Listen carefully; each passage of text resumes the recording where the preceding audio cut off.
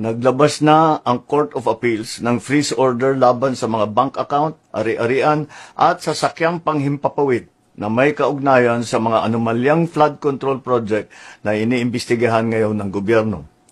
Sakop ng freeze order ang mga account at ari-arian ng Silver Wolves Construction Corporation at Skyyard Aviation Corporation, pati na rin ang mga personal account at asset ng mga individual na nasangkot sa investigasyon. Kabilang ay si Congressman Eric Yap at Ed Vic Yap. May mahigit 16 billion na ang pumasok sa mga transaksyon ng Silver Wolves mula 2022 hanggang 2025. Nakaramihan ay may kaugnayan sa mga flood control project ng DPWH.